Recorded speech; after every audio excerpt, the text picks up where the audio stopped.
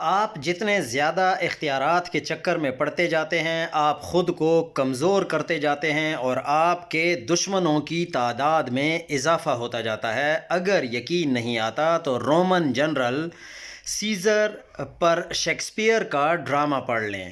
گال کو فتح کر کے واپسی پر جس دن سینٹ نے سیزر کو تاج پہنانا تھا اس دن ہی اس کے دشمنوں نے اس پر وار کیا کہ سیزر اب ڈکٹیٹر بن رہا ہے۔ سازشیوں نے بروٹس کو بھی یہی بات سمجھا کر اپنے دوست کے خلاف سازش میں شریک کیا تھا کہ دوستی اور روم ریپبلک میں سے ایک انتخاب کر لو۔ اس لیے تو بروٹس نے سیزر کی لاش پر کھڑے ہو کر مشہور زمانہ فقرہ کہا تھا "Not that I loved Caesar less but that I love Rome more"۔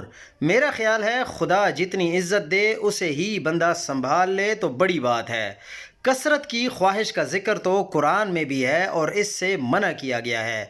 باقی تسی سب نے کرنے اپنی مرضی ہے، ہم نیک و بد حضور کو سمجھائے جاتے ہیں۔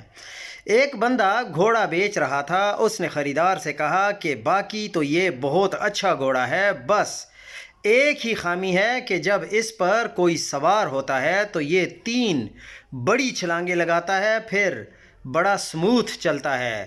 خریدار نے کہا پہلی چھلانگ پر ہی تو میں نے زمین پر گر جانا ہے، باقی 2 چھلانگیں اکیلے ہی مارے گا گھوڑا۔ کیا آپ نے نوٹ کیا کہ عوام کی دلچسپی ملکی معاملات میں نہ ہونے کے برابر ہو چکی ہے؟ نہ کسی ترمیم سے غرض ہے، نہ کسی منصوبے سے کام ہے، نہ اسٹاک ایکسچینج کی پرواہ ہے۔ عوام کی دلچسپی ختم کر دی گئی ہے، اب حکومت اکیلے ہی جمپیں لگاتی رہے۔